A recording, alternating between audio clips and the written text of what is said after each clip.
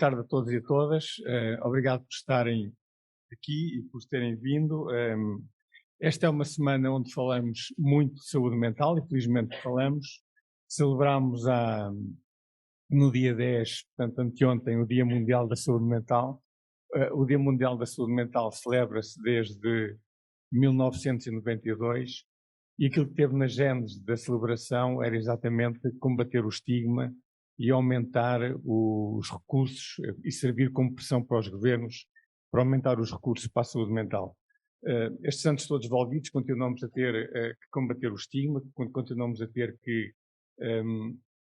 pressionar os governos no sentido de haver mais recursos e continuamos a assistir a coisas, precisamente há pouco o enfermeiro Amadeu falava no suicídio. Ainda há atualmente 20 países onde criminalizam as tentativas de suicídio. Portanto, há coisas que são perfeitamente inexplicáveis do ponto de vista da saúde mental. Mas, apesar disso, há pessoas que têm projetos, conseguem fazer a diferença. E esta mesa é exatamente para identificarmos aqui pessoas e organizações que conseguiram fazer a diferença, apesar da escassez de recursos e apesar das coisas não correrem tão bem sempre que também relativamente aos recursos que tinham. E tenho à minha esquerda o Dr. Mário Pereira, já conheces, a doutora Ana Escoval falou também, é psicóloga e durante 34 anos diretor executivo da ASSOL, para nos falar um pouco da experiência da ASSOL. O enfermeiro Helder Lourenço, enfermeiro especialista em psiquiatria e saúde mental, cofundador das consultas de sexologia do Centro Hospitalar Tondela Viseu, onde continua a exercer como sexólogo clínico. A doutora Carla Andrade, a técnica de apoio à vítima e coordenadora da NAD Viseu, também já foi apresentada. Dr. Diogo Ramos, médico de família do SF São Teotónio de Viseu e presidente do Conselho Clínico e de Saúde do ACES, Dom Lafões. Portanto, cada um terá cerca de 10 minutos e todos iam apresentar as suas comunicações e depois no final ficávamos aqui com tempo para debate. Queria naturalmente agradecer a vossa presença e a vossa disponibilidade e passava de imediato a palavra ao Dr. Mário Pereira. Boa tarde e obrigado por esta oportunidade para ver algumas pessoas que já não vi há algum tempo e é sempre bom a gente ter a oportunidade de se encontrar. Portanto, não é que isto mude o mundo, mas pelo menos o facto de a gente se encontrar e podermos conversar, sempre não dá pelo menos essa ilusão de conseguirmos alguma coisa por isso.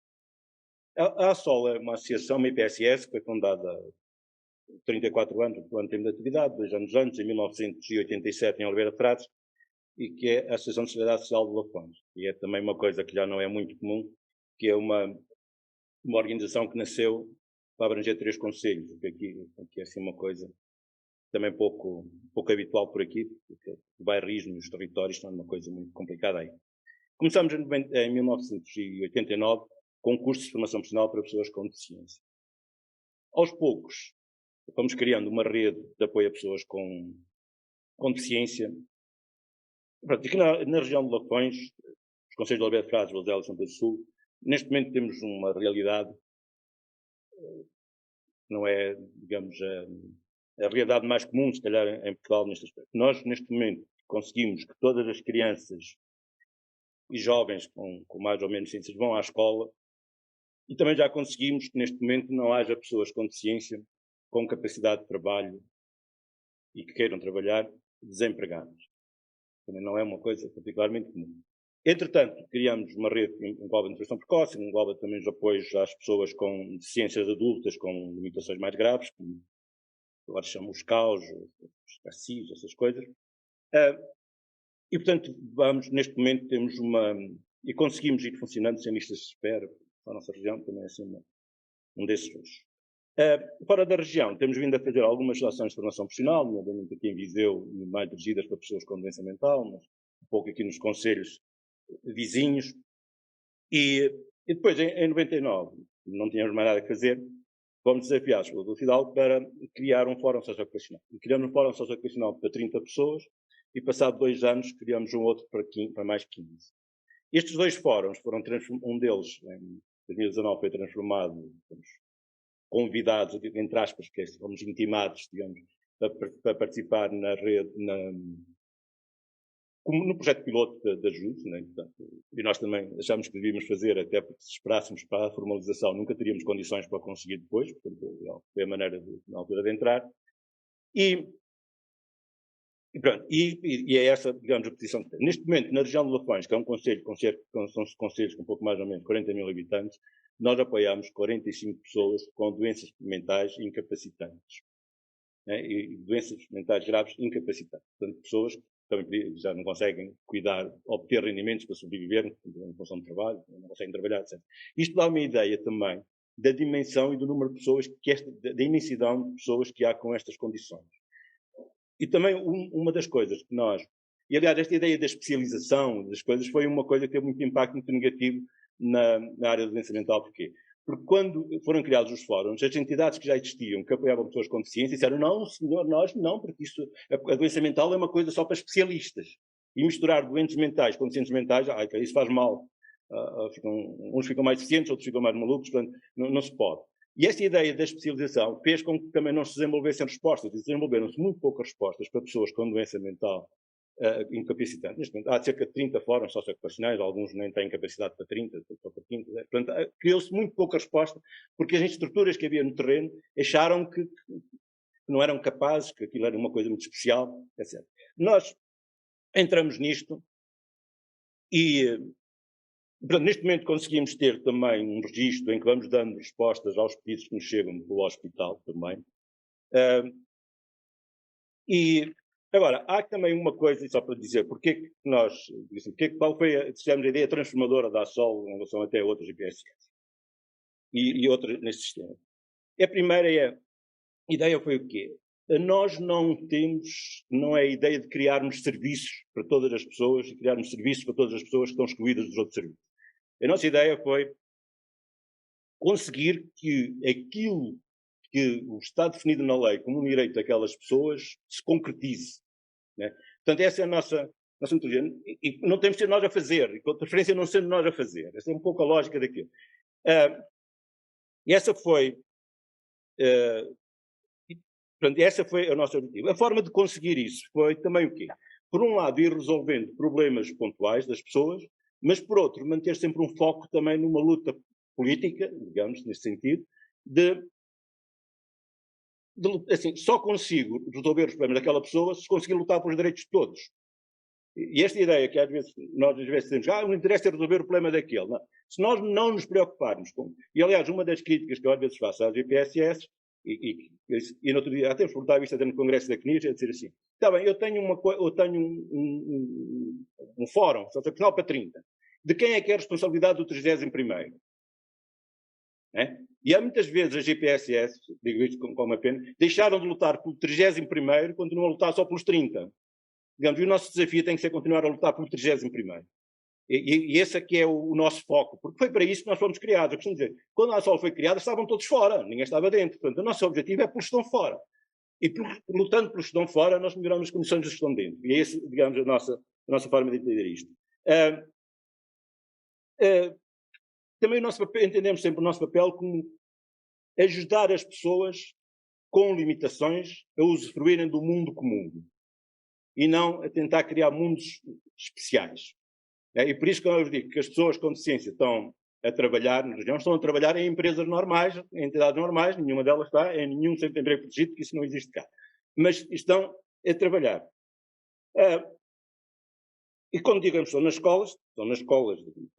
Portanto, este é o objetivo. Como queremos que as pessoas com deficiência vão ao centro de saúde e recusamos a ter médico, quer dizer, só tivemos durante um tempo, isto também é outra coisa engraçada, que tem a ver com as parcerias. A ASSOL tem um documento muito engraçado que foi escrito antes da ASSOL ter sequer uma casa, que era um protocolo de parceria. E então tínhamos lá, o governo estava lá ainda na altura, fizeram uma lista com os organismos com quem a ASSOL devia ter parcerias, desde o Departamento de Psiquiatria Mental, as escolas, o hospital, o centro de emprego, a Segurança Social, estava lá tudo. E essa cultura ficou sempre muito enraizada. Aliás, entre as parcerias, nós tivemos só, o ano passado, cerca de 450 parcerias com protocolos escritos, portanto, e que são renovados anualmente. Portanto, empresas que colaboram connosco na formação profissional, no acolhimento de trabalhadores, etc., empresas, autarquias e outras IPSS, serviços públicos, portanto, trabalhamos com toda a gente. Uma das parcerias que é histórica nisto e que é a parceria que nós temos com o Departamento de Psiquiatria e Saúde Mental, que continua a ser baseada num documento escrito em 1991 ou 92, não sei, que escrevemos um papel que é uma página A4, que é um protocolo com uma página A4 mal cheia, são 4 artigos, e que diz que, no fundo, o artigo diz assim, a gente propõe-se colaborar enquanto formos capazes. Pronto. Este protocolo. Isto permitiu-nos ter hoje uma parceria, com isto foi se desenvolvendo, a parceria que nós temos hoje com o Departamento de Psiquiatria e Saúde Mental de Viseu, faz os colegas de Lisboa, de todo o país, roerem-se de inveja. E quando nós dizemos como é que funcionamos com o Departamento de Psiquiatria, toda a malta em Lisboa, no Porto, no Coimbra, toda a gente se rói, porque ninguém tem, mesmo os fóruns operacionais, essas coisas que ninguém tem uma parceria que funcione de uma forma tão fluida, tão natural, como é que nós temos aqui com o Departamento de Psiquiatria. E isso permite ganhos enormes de qualidade, permite ganhos enormes às pessoas que nós apoiamos, porque muitas vezes conseguimos que eles sejam vistos pelo médico antes de sequer desenvolver uma crise, quando aparecem sinais muito precoces, nós conseguimos um telefonema, conseguimos uma consulta, conseguimos e isto permite também o quê? Permite que estas pessoas, 45 pessoas que viviam internadas em hospitais psiquiátricos, não sejam internadas há anos. Ninguém.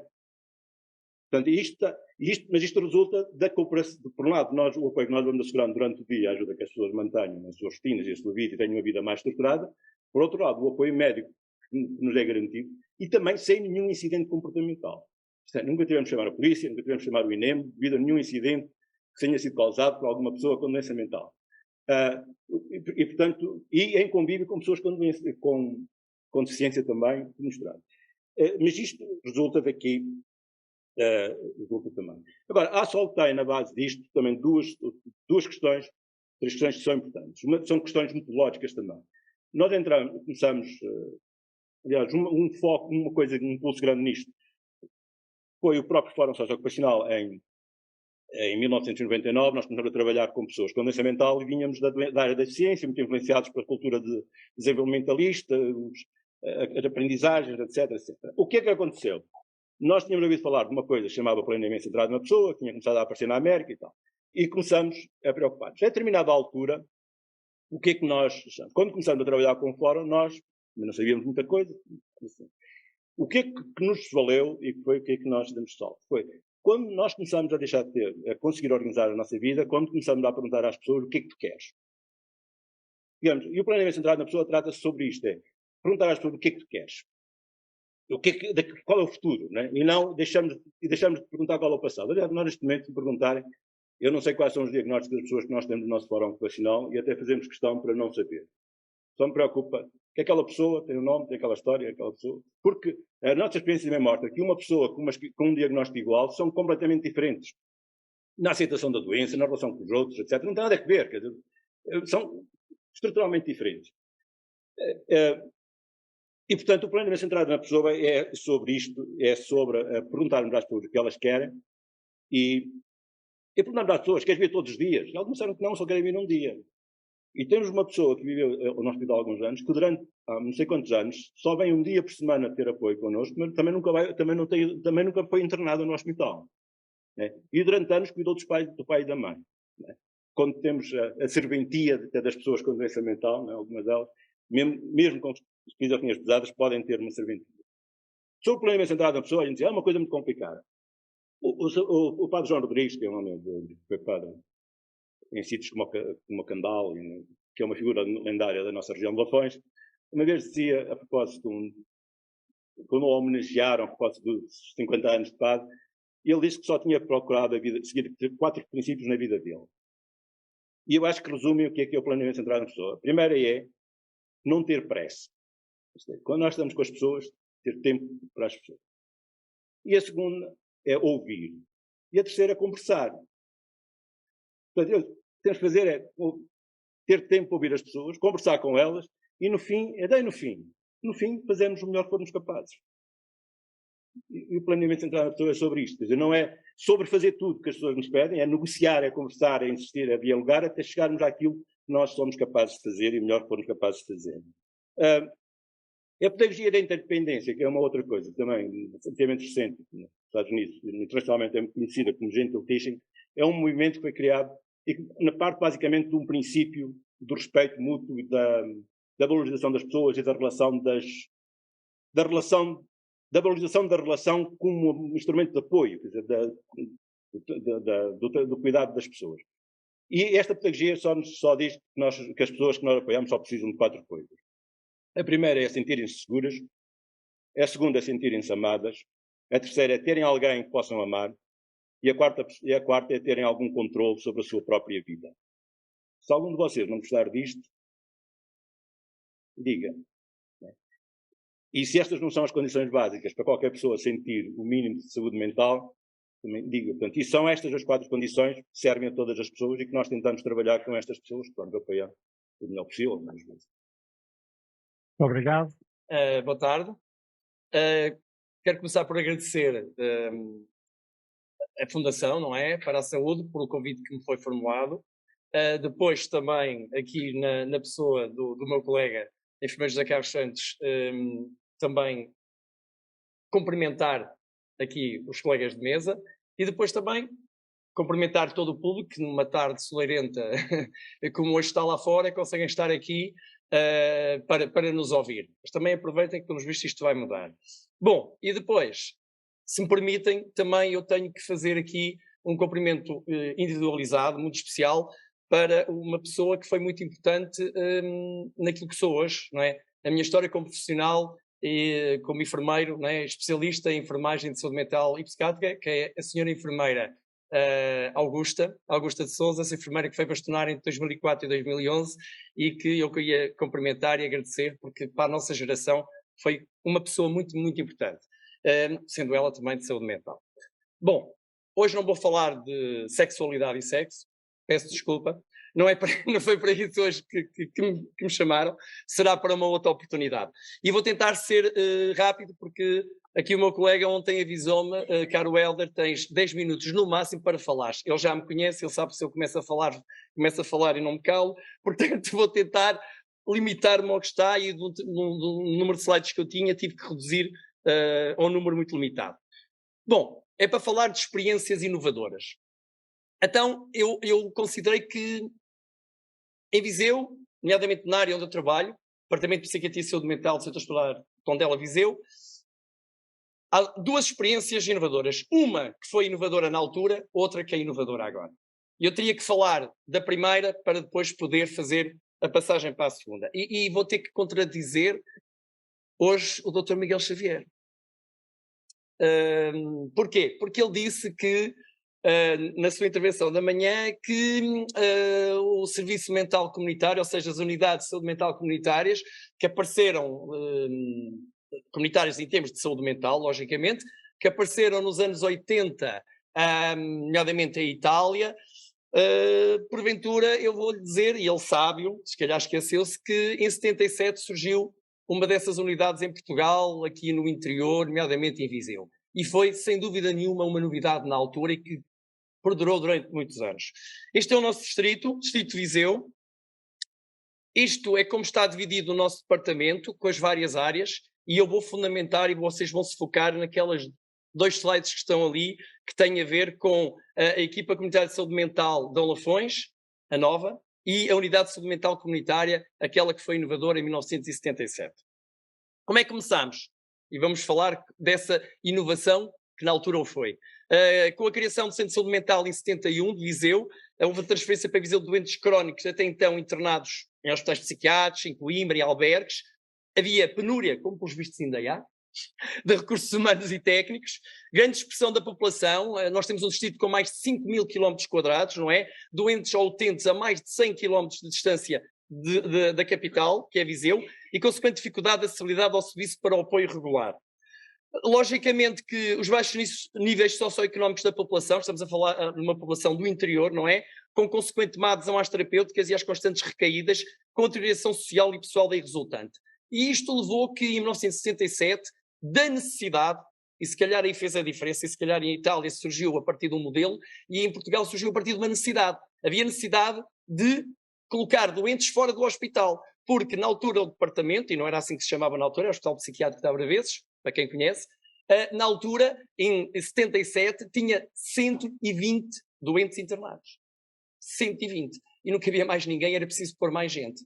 E então houve um enfermeiro que teve uma ideia também, surgiram na altura, um pouco mais cedo, os decanoatos, os neuroléticos de ação prolongada, ou antipsicóticos de ação prolongada, que faziam com que uma pessoa conseguisse fazer uma medicação durante cerca de 4 semanas andasse mais ou menos estabilizado, nomeadamente doentes psicóticos com alguma gravidade, e até o enfermeiro que disse, e se colocássemos o doente aqui na sua casa, e fôssemos visitar, e fizéssemos acompanhamento, e é uma forma de tirar utentes daqui para ter lugar para mais. E foi assim que começou, ou seja, foi uma necessidade.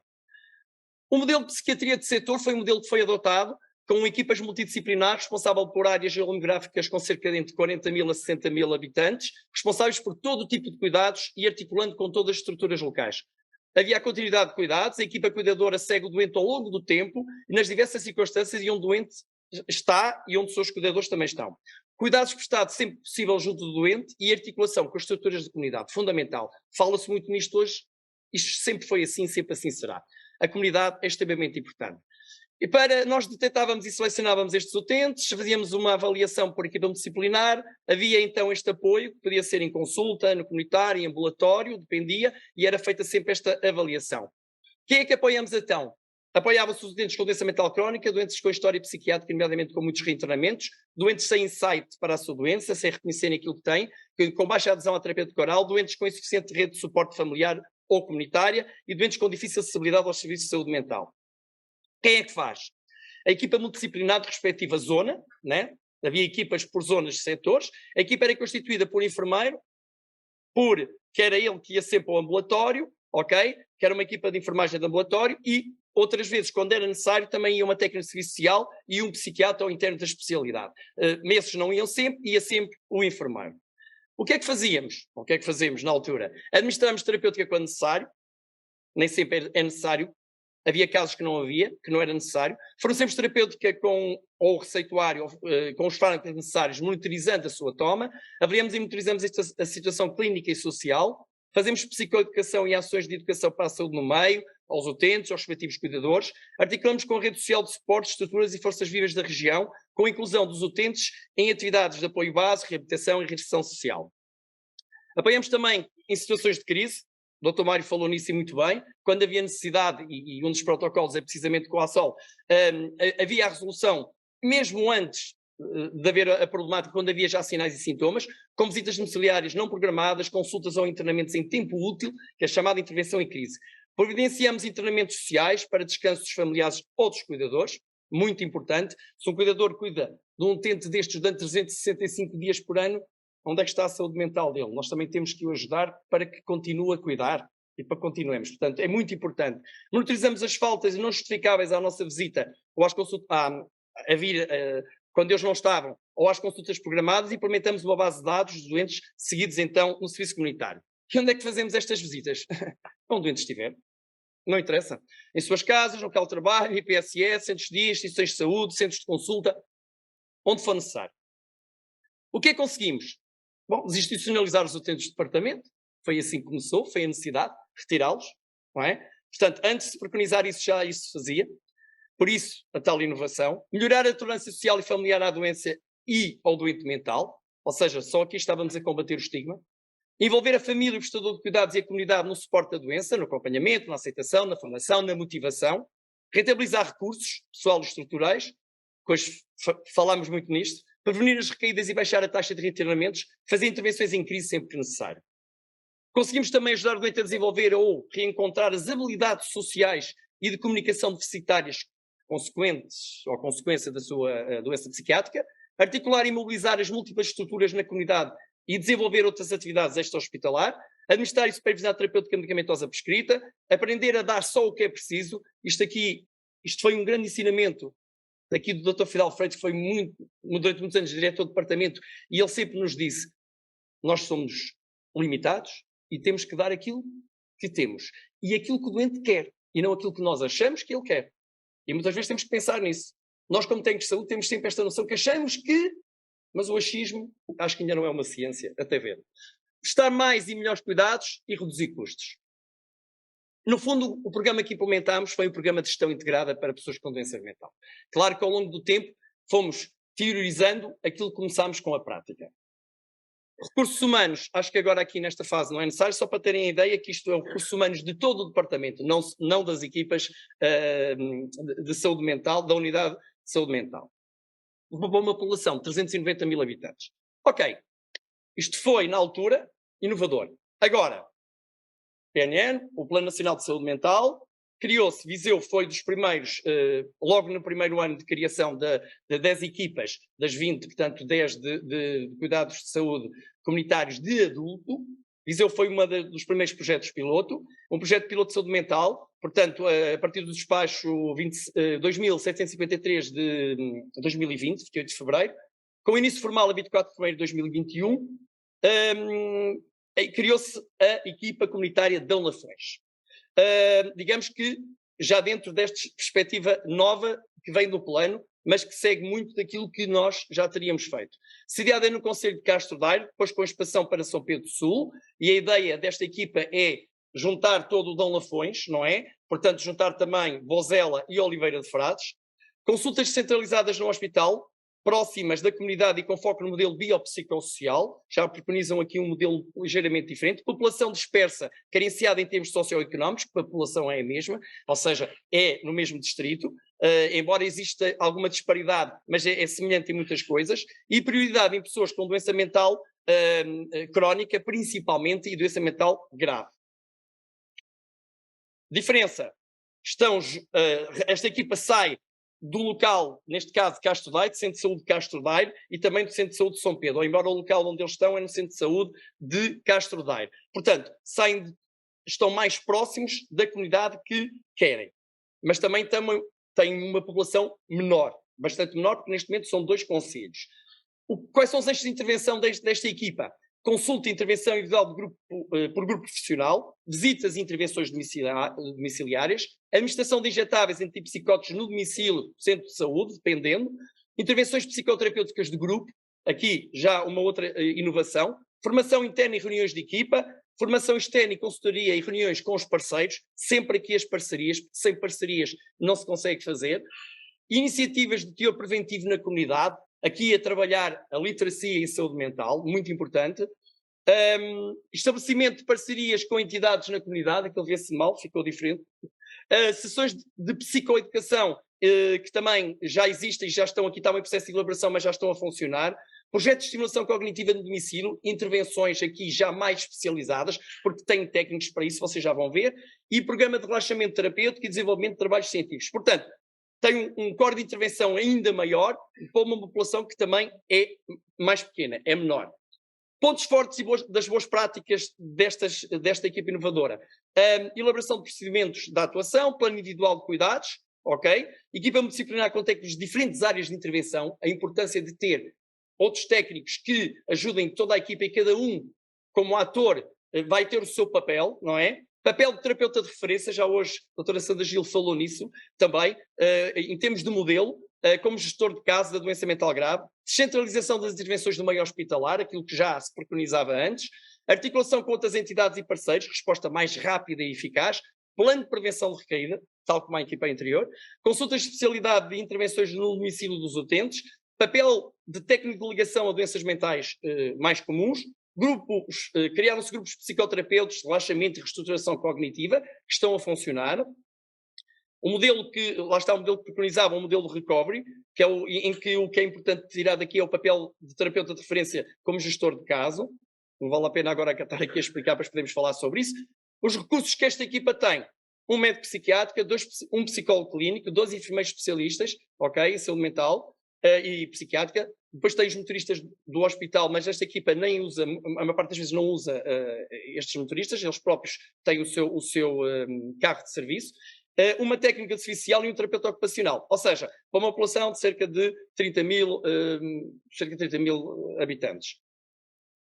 Perspectivas futuras desta equipa: expansão, como já falaram, realização de novos grupos de relaxamento, psicoterapia, estimulação cognitiva, desenvolvimento de grupos de psicoeducação, desenvolvimento de outras atividades preventivas, promoção da literacia em saúde, ok, extremamente importante, nomeadamente no combate ao estigma, eventual expansão lá está, para o resto da região Dom Lafões. Eu diria que não era eventual, mas é que é necessária.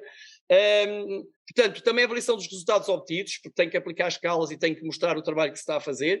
E impulso, isso foi importante, porque, e falou-se aqui há pouco, às vezes nós não temos como avaliar os indicadores, né? Nós temos que ter indicadores que referenciem o trabalho que é feito, e aqui há alguns que têm que ser trabalhados, que estão à partida e depois têm que ver se realmente estão ou não a resultar, e é muito importante ter isso em saúde mental, porque é isso que nos dá, que nos vai dizer se realmente o trabalho está a ser bem ou não. Impulso na criação de equipas que vão falar sobre luta e cuidadores dos doentes, desenvolvimento de novas parcerias e aposta no desenvolvimento de novas dinâmicas na atividade da equipa. Mas há dificuldades. Mesmo as equipas novas têm dificuldades. A nível das infraestruturas, dos cuidados de saúde primários, que não estavam preparados para receber estas equipas, muitos deles, não é? Alguns dos locais já estão completamente cheios, e quanto mais ainda receber uma equipa que veio de fora e que se vai ali estabelecer, nomeadamente gabinetes e outras salas para a realização de terapias de grupo. Sistema informático, ainda hoje também se falou nisso, o Dr. Tiago também falou nisso, sistema informático com lacunas na integração dos registros clínicos dos profissionais, nomeadamente nesta área do ambulatório de saúde mental. Dificuldades no sentido de solicitar também os MCTDs, dado que só podem ser realizados no hospital, quer dizer, há coisas que têm, de uma vez por todas, têm que passar também para a comunidade, apesar da descentralização da equipa. A dispersão geográfica dos conselhos, que é bastante grande, não é? E que leva a que as voltas dos antipsicóticos injetáveis sejam mais demoradas, ainda por cima estamos no interior, onde há muita serra, não é?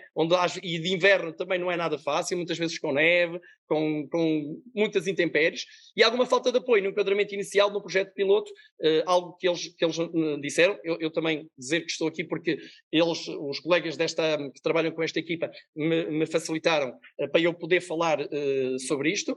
Portanto, há sempre dificuldades que vão continuar a existir e temos que as combater. E eu finalizo dizendo assim, são projetos, e acho que cumpri o tempo, correto? São projetos, um inovador, o outro também, cada um no seu tempo. Mas se vocês estiveram atentos, muitas das coisas que existem nos novos projetos que vêm no Plano Nacional já foram feitas e já começaram a ser construídas, claro que deviam ser melhoradas e estão a ser em 1977. Por isso, às vezes há coisas que foram feitas e que nós não podemos nunca desperdiçar. Muito obrigado. Obrigado, Sr. Primeiro. Helder. Da Casa do Povo da Braveza, entidade gestora do Núcleo de Atendimento às Vítimas e da Casa Abrigo, acolhimento diferenciado para mulheres vítimas de doença doméstica com doença mental, o nosso agradecimento pelo convite endereçado. A Casa Abrigo, acolhimento diferenciado para mulheres vítimas com doença mental, é um projeto piloto a nível nacional, tem atualmente capacidade para acolher 12 utentes, incluindo os filhos menores das mesmas ou maiores, desde que tenham deficiência. É uma resposta única no país, que acolhe e trabalha o projeto de vida de mulheres que, para além de estarem numa situação de violência doméstica, têm doença mental. Até à criação da mesma, em 4 de fevereiro de 2019, não existia no país qualquer resposta especializada na área da doença mental para mulheres que estavam numa situação de violência doméstica. Que é que foi criada esta resposta em Viseu? De facto, poderia ter sido criada em qualquer outra parte do país. Nós recebemos mulheres vítimas com doença mental de todo o país, não é uma resposta exclusiva para pessoas residentes em Viseu, mas o que nos levou à criação desta resposta decorreu precisamente da experiência no âmbito do NABD e do Centro de Acolhimento de Emergência, NABD desde 2009, e do Centro de Acolhimento de Emergência desde 2013. Foi criado numa altura em que Viseu era um absoluto deserto institucional a este nível de apoiar pessoas vítimas de violência doméstica. Portanto, mulheres em situação de risco elevado, inclusive risco de vida. Não podemos ignorar o facto de no nosso país anualmente morrerem entre 30 a 40 mulheres por essa situação de violência doméstica, e ser a violência doméstica considerada um problema de saúde pública à escala global. E foi criado, portanto, nessa altura, este Centro de Acolhimento de Emergência.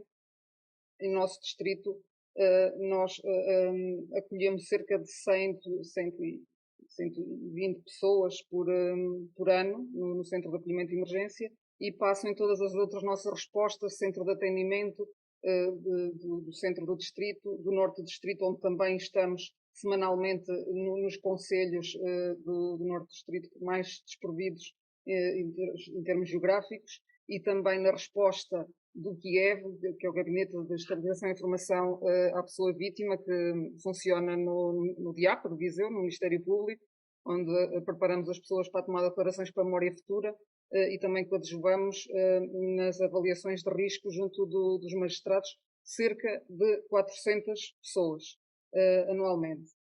Portanto, em Viseu, no âmbito do trabalho que fomos desenvolvendo entre 2009 e 2019, portanto 10 anos de trabalho, fomos começando a constatar da elevada prevalência de patologia psiquiátrica nas pessoas, nas mulheres neste caso, que íamos acolhendo e que iam passando pelos nossos serviços. Seja tanto do tipo afetivo como do tipo psicótico, e também perturbações da personalidade. Verificamos também uma acentuada percentagem de vítimas com antecedentes, obviamente, de tratamento e acompanhamento psiquiátrico e toma regulada de psicofármacos, e era muito evidente ainda que o contexto familiar que viviam levava ao abandono da terapêutica e, portanto, à descontinuidade dos cuidados de saúde psiquiátricos regulares. Era, por isso, habitual entrarem vítimas, nessa altura, no nosso centro de acolhimento, ainda não existia a casa-abrigo, em que estavam numa fase até, muitas vezes, de agudização da doença, descompensadas, e, portanto, o que representava uma dificuldade acrescida, se fosse para nós, fosse para qualquer outro centro de acolhimento ou casa-abrigo do país, que nenhuma era especializada na área da doença mental. Portanto, no nosso centro de acolhimento, nós realmente sentimos essa necessidade de criar uma resposta especializada para as mulheres com doença mental.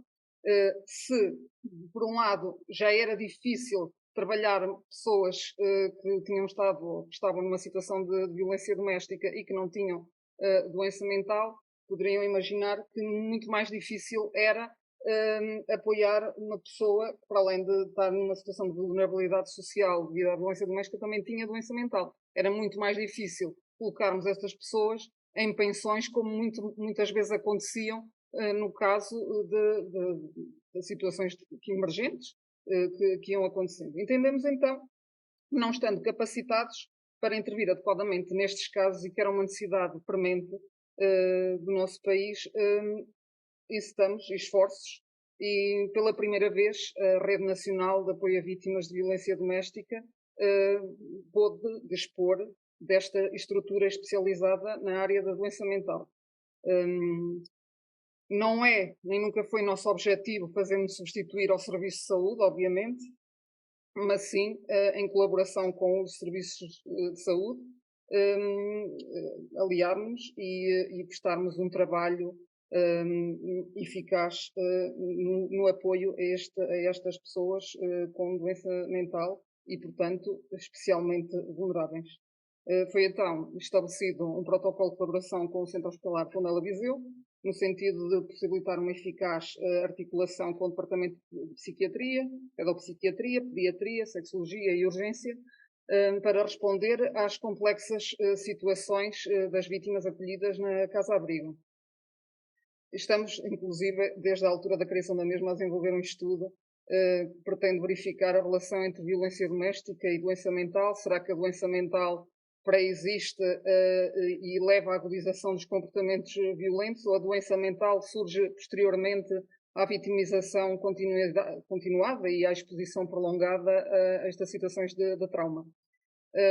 Para além das parcerias fundamentais com o Serviço Nacional de Saúde, todo o trabalho desenvolvido com estas mulheres é levado a cabo por uma equipa constituída por uma médica psiquiatra, um enfermeiro especialista em saúde mental e psiquiatria, psicóloga, assistentes sociais, juristas, monitores, que asseguram 24 horas por dia, 365 dias por ano, os cuidados dos quais estas mulheres necessitam, e que são mulheres duplamente vítimas, estar numa situação de violência doméstica e doença mental. Das cerca de 80 pessoas que foram acolhidas na nossa resposta diferenciada desde a abertura da mesma, a grande maioria apresenta perturbações de ajustamento com sintomas ansiosos e depressivos, depressões major, perturbações de ansiedade, a maioria em comorbilidades e com debilidades mentais ligeiras e perturbações da personalidade. Concomitantemente, existem alguns dos casos de patologias aditivas que apresentam maior dificuldade na gestão dos casos. Também um número ainda bastante significativo de pessoas com psicoses. A todo este perfil clínico acresce, obviamente, a vulnerabilidade e a exclusão social. A maioria das pessoas, pelo contexto de violência que experienciaram, muitas vezes durante anos e décadas, perderam ou nem, não chegaram a desenvolver competências a diversos níveis, nomeadamente sociais, relacionais, parentais, laborais, e que acrescentam, obviamente, um maior desafio à concretização do seu projeto de vida e à sua autonomização, que é, no fundo, o nosso objetivo, para além de proteger e de cessar o perigo ao qual estão sujeitas. A conjectura social atual no nosso país também é um fator que representa maior dificuldade. E depois a predisposição para a não adesão à terapêutica ou para o abandono à terapêutica de pessoas que estão num contexto familiar completamente estruturado e desajustado. É uma preocupação nossa, obviamente. Assim, a intervenção da nossa equipa assenta em pressupostos como, apesar de o objetivo não ser acolher pessoas numa fase de agudização da doença, o que é facto é que continuam a acontecer decorrente do episódio recente que levou ao seu acolhimento em casa-abrigo. E, portanto, o objetivo é estabilizar a nível clínico a mesma, no momento da admissão, quando assim é necessário. O devido ajuste terapêutico, sempre que o mesmo é imprescindível. A capacitação através da criação de grupos de autoajuda, de ajuda mútua, que permita a aquisição de ferramentas e para a gestão das emoções e a organização mental destas pessoas, através da troca de experiências que viveram em comum. A aquisição de competências através da formação, investimos muito também na área da formação destas pessoas. O apoio nos contactos com as diversas entidades judiciais e outras pelas quais as mesmas terão que passar, portanto, no âmbito do seu processo de violência doméstica, e o apoio à obtenção de medidas de proteção, nomeadamente a elaboração de relatórios sociais e com avaliação de risco para o Ministério Público e subsequente afastamento da residência do agressor com vigilância eletrónica, sempre que o mesmo seja adequado. Também a sua capacitação a nível económico e a gestão de dinheiro, a gestão familiar, e por fim, e muitíssimo importante, o follow-up que fazemos a todas as utentes que acabam por se autonomizar na nossa casa-abrigo. Portanto, continuamos a fazer o seu seguimento de forma a identificar qualquer situação crítica que poderá levar a uma agudização da sua doença. Contra o que seria a nossa expectativa a determinada altura, e principalmente no início da criação desta resposta, foi possível autonomizar todas as utentes, à exceção das recentes que ainda lá permanecem e que entraram mais recentemente, mas foi possível autonomizar todas as pessoas. E para de uma forma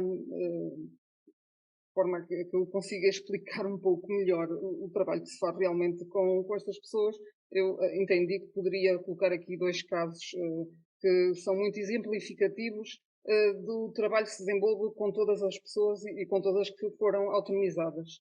Portanto, trata-se, vou falar de um dos casos, que é uma jovem de 30 anos, cerca de 30 anos, com uma filha de 3 anos, vítima de violência doméstica, que veio para o nosso centro de acolhimento de emergência depois de ter estado em outras duas estruturas da Rede Nacional de Apoio a Vítimas, um centro de acolhimento e, posteriormente, a Casa Abrigo, como é o habitual e o normal, na qual, apesar de ter permanecido várias semanas, não foi detectada qualquer situação anómala ao nível da sua saúde, e o que é facto é que esta senhora acaba por ser diagnosticada já na nossa estrutura, com a nossa equipa, com uma esquizofrenia, com uma sintomatologia negativa e, portanto, com um mau prognóstico. Passou, portanto, por um período crítico e muito difícil, com necessidade, inclusive, de acolher a sua filha de 3 anos, com a qual esta senhora mantinha um vínculo afetivo bastante evidente, mas a situação de saúde que estava não teria condições jamais para prestar os cuidados que uma criança de 3 anos necessita. E nós acabamos até por, a determinada altura, achar que seria uma situação com um fim mais triste, por assim dizer. Mas o que é certo é que em algum tempo, e também nos espantou, esta senhora apresentou-se melhorada da sua condição clínica, com uma boa adesão à terapêutica, e foi possível encontrar uma tia com a qual estava em ruptura, o que é muito habitual neste tipo de situações. São pessoas sem qualquer retaguarda familiar, que depois de perceber a doença que a sobrinha tinha e que nunca teria sido detectada em qualquer um dos outros sítios por onde andou, inclusive no meio familiar, acabou por se responsabilizar por acolher, receber junto de si esta senhora, bem como a sua filha de 3 anos, que foi recuperada e ficou à guarda desta tia. Portanto, era um caso que tinha tudo para ter um final mau, e acabou por nos surpreender positivamente desta forma. E o último caso, só mesmo para terminar, de uma outra senhora na casa de 50 anos, com uma história de violência doméstica muito grave, risco elevado, por parte do seu cônjuge, num relacionamento que durou anos e ao qual ela esteve exposta às maiores atrocidades durante todos aqueles anos de casamento, sem qualquer retaguarda familiar, sem quaisquer competências a nível laboral, familiar, social. Entra, já neste caso, já com um diagnóstico de perturbação esquizoafetiva, mas com abandono dos cuidados psiquiátricos regulares e, portanto, abandono também da terapêutica, e é admitida na nossa casa numa fase de agudização. Inseta dentro da nossa casa vários atos autolesivos, inclusive chegou a atirar-se até mais que uma vez da janela do andar onde se encontrava, que ainda era relativamente elevado. Teve necessidade, inclusive, de alguns internamentos hospitalares e, portanto, chegou a ser considerada pela equipa na altura muito dificilmente teria condições para alguma vez se poder autonomizar.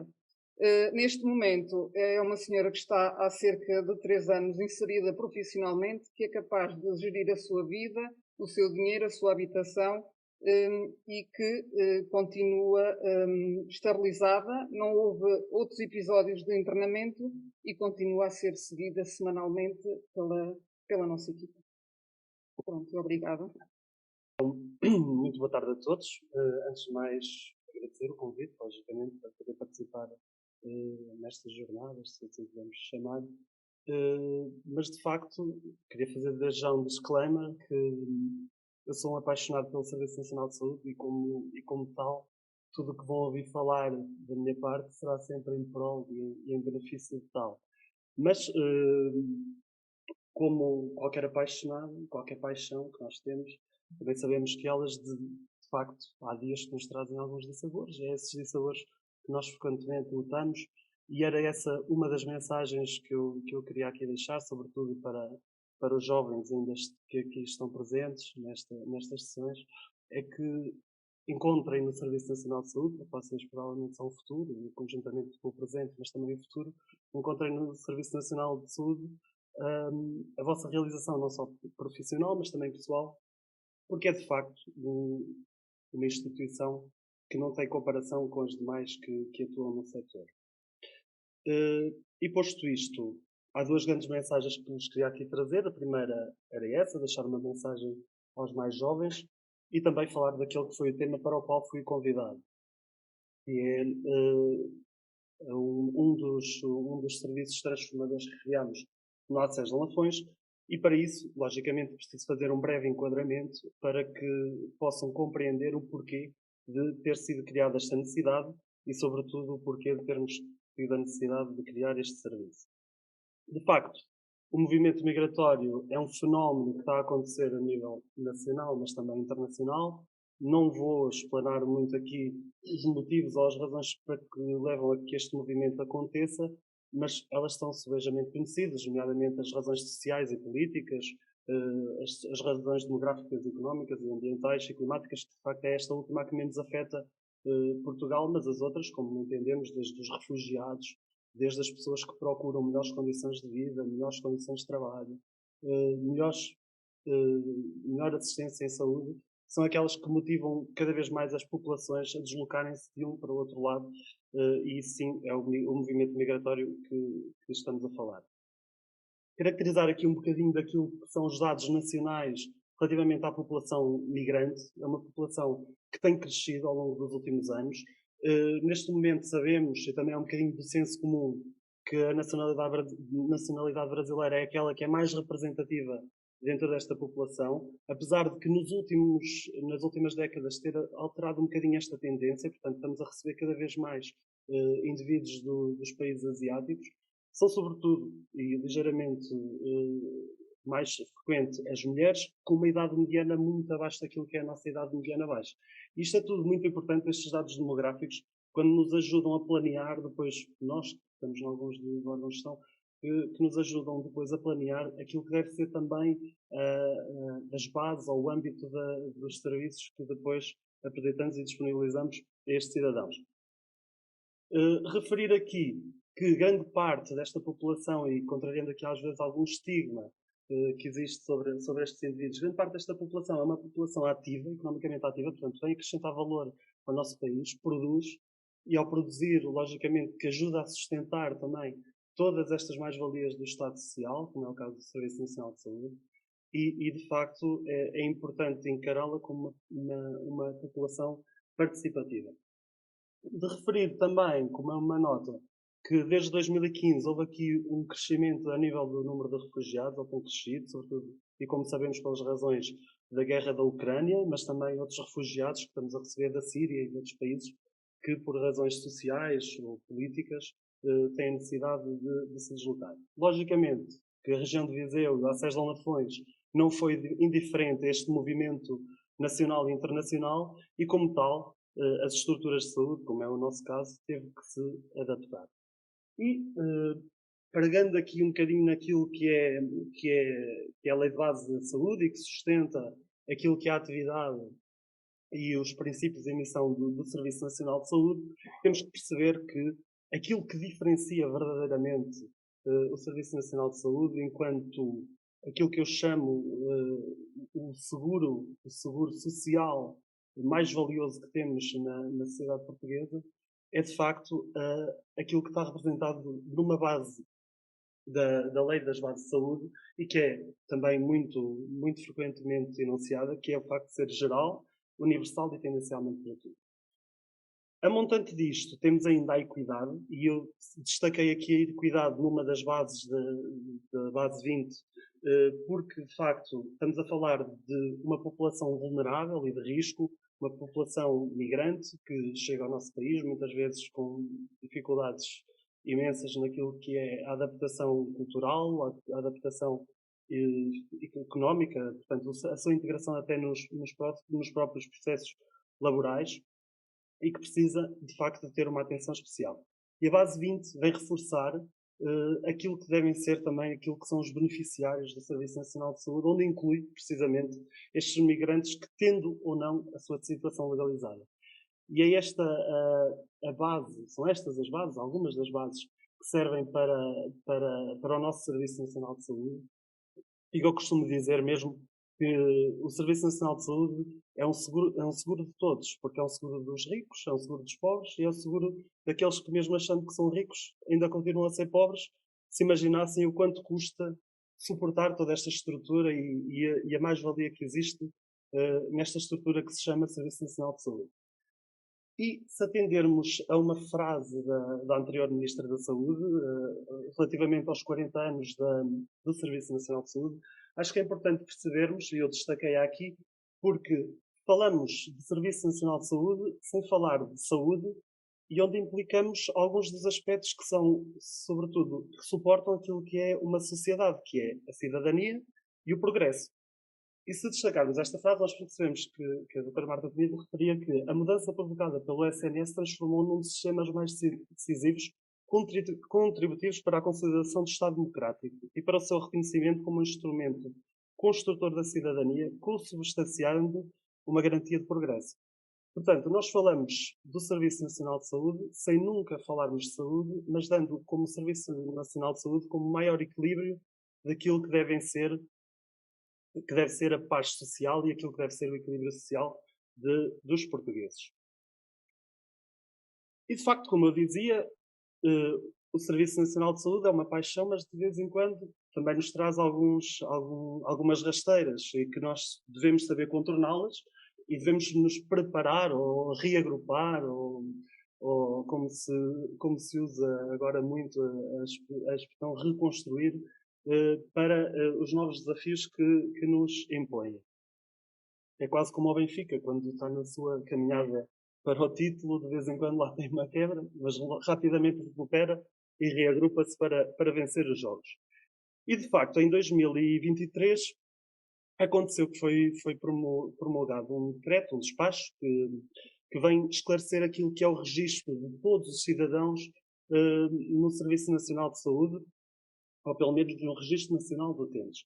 E destaca aqui, os dois grandes grupos que foram criados, ou que foram esclarecidos com este novo despacho, que é aqueles que podiam ter um registro ativo, portanto, a maioria dos cidadãos que circulam em Portugal, que têm direito aos seus cuidados de saúde, têm direito a uma inscrição nos cuidados de saúde primários, e temos ainda aqueles que estão num registro transitório, que por um motivo, por exemplo, de serem migrantes e que ainda não têm a sua situação de residência definitiva, passam por um processo transitório, mas que não lhes dá direito ainda à inscrição nos cuidados de saúde primários. E, de facto, foi isso que nós notamos ao longo dos últimos meses, que foi crescendo, devido àqueles fenómenos anteriores que eu já referi, mas, sobretudo, e também porque houve aqui algumas alterações a montante, algumas alterações legais, que promoveram aqui um dinamismo entre estes utentes a quem nós tínhamos que dar resposta, ora, que já passavam a estar no registro ativo, isto é, nós tínhamos que lhes dar um médico de família, ora, aqueles que ainda não tinham esta disponibilidade, então nós tínhamos que lhes prestar os cuidados básicos, e que prestamos, e que tínhamos que para eles também encontrar uma solução. Uma dessas alterações foi também a facilidade com que foi dado aos imigrantes dos TPLP para poderem legalizar a sua situação de residência definitiva. Isso, claro que disparou o número de utentes que também podiam ter acesso a cuidados de saúde primários, portanto, à inscrição dos cuidados de saúde primários, passando a registro ativo, mas a montante também estava a acontecer aquele fluxo migratório que trazia cada vez mais cidadãos para o nosso país. Então, tivemos que atuar em duas frentes, por assim dizer. E aqui eu faço um breve resumo, então, disto que acabei de esclarecer. Portanto, nós temos dois grandes grupos, aqueles com residência permanente, aqueles sem residência permanente. Lógico que estou a falar de indivíduos migrantes e imigrantes que estão a chegar, e então aqueles que têm a possibilidade de concretizar a sua inscrição, ter médico de família, ou equipa de família, e aqueles que ainda não têm essa condição e que têm 3 meses para regularizar esta mesma situação. Então, especificando aqui aquilo que também foi então aquele convite que me trouxe cá, o projeto que aconteceu no Acés de Lamafontes. Saliento que este projeto conseguiu-se à custa daquilo que é a grande mais-valia do Serviço Nacional de Saúde, e que eu continuo a encarar como sendo a grande mais-valia do Serviço Nacional de Saúde, porque são os profissionais. Os diferentes profissionais, os diferentes grupos, participaram ao longo dos últimos anos no atendimento a estes utentes, que deram respostas objetivas a estes utentes e que se organizaram de alguma maneira para que fosse possível dar pelo menos o mínimo perante as carências que se verificavam, quer a nível de recursos materiais, quer a nível de recursos físicos. E, de facto, havia em Viseu, à data, identificado cerca de 3.500 utentes, portanto, Sabíamos que havia em Viseu, cidade, concelho, e é aqui que nos vamos focar nesta apresentação, cerca de metade daquilo que era os doentes ou os utentes identificados como sendo utentes migrantes do ACES. Portanto, sabemos também que a população de Viseu, concelho de Viseu, alberga aqui cerca de 40% do total do ACES de Lafões. Portanto, para perceberem o peso que tem o concelho naquilo que deve ser uma resposta ao número de utentes pelos quais estamos responsáveis. Ainda de referir para aqueles que menos bem conhecem a cidade, ou neste caso o ACES, que a resposta em cuidados de saúde primários aqui na cidade é um conjunto de unidades, das quais se destacam 7 unidades de saúde familiar, 2 UCCs, uma URAP e uma USP, que é comum a todos estes 2 últimos, que são comuns a todo o ACES. Além disso, ainda tínhamos aqui a dificuldade de ter pelo menos 2 edifícios para a prestação de cuidados, sendo a cidade de Viseu um concelho bastante disperso, também geograficamente. Portanto, estas unidades dão resposta a um grupo muito disperso de população, e ainda de salientar aqui um outro aspecto, que é o facto de Viseu, sendo uma cidade do interior e sendo uma capital distrito, é uma cidade que recebe de forma transitória muita população, ora por motivos laborais, ora por motivos de negócios, ora por motivos de imigração, portanto, de movimento dos nossos imigrantes que estão fora e que transitoriamente acabam por estar cá em alguns períodos do ano.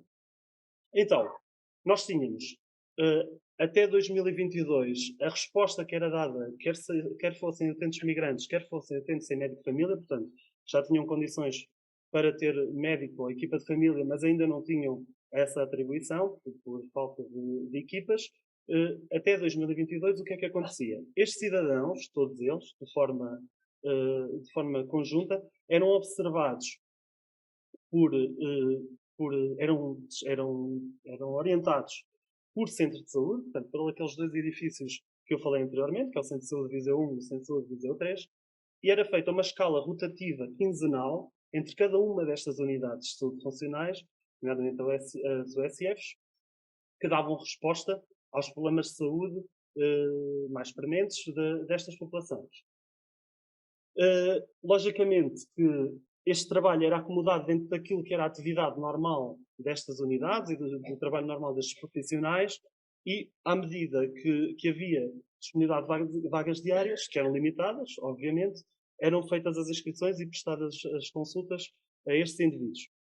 Havia, no entanto, uma preocupação para o seguimento daquilo que são consideradas aquelas populações vulneráveis e de risco, sobretudo indivíduos onde é preciso atuarmos em idade-chave e que o tempo condiciona muito aquilo que deve ser a nossa intervenção. Imaginem, eu não posso deixar que uma criança deixe de ser observada nas idades-chave e identificados os problemas, sob pena de, no futuro, o prejuízo individual desse indivíduo ser muito grande por não ter sido avaliado no tempo correto. E, de facto, estas unidades tiveram logo nessa altura a preocupação de fazer um seguimento, portanto, de dar aqui cuidados de continuidade a estes indivíduos, seguindo aqui alguma lógica e métrica que está aprovada pela Direção-Geral de Saúde.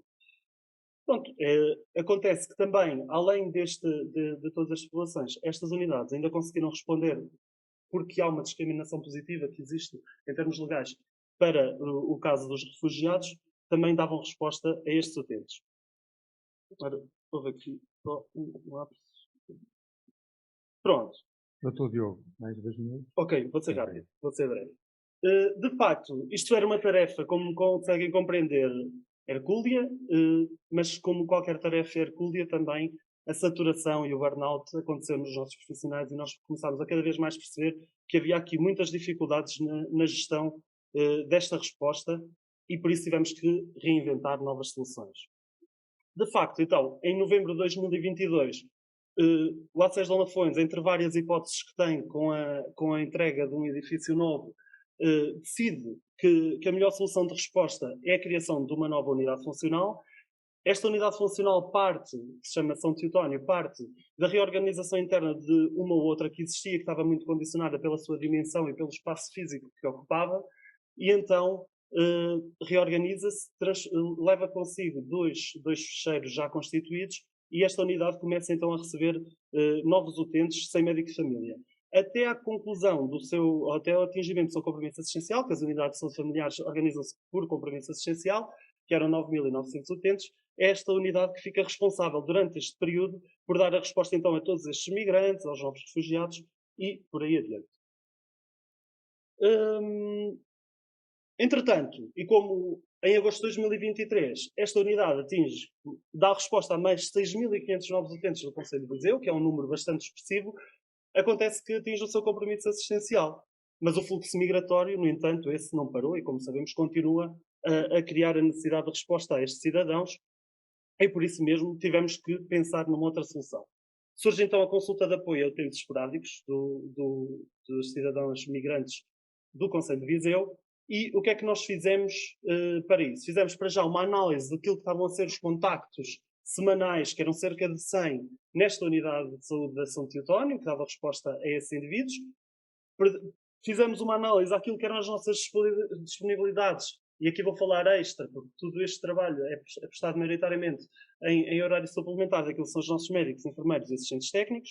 Programámos então a resposta e convocámos as unidades, os seus profissionais, a participar na elaboração deste manual, que tem aqui todo o trabalho de muitas semanas de trabalho. Portanto, reproduz aqui o conjunto de muitas semanas de trabalho, mas sobretudo a vontade também daquilo que eram os profissionais em ver expressas a forma como este serviço devia funcionar. Claro que está que este trabalho foi articulado quer pela diretora executiva, quer pelo Conselho Clínico e pela UAI.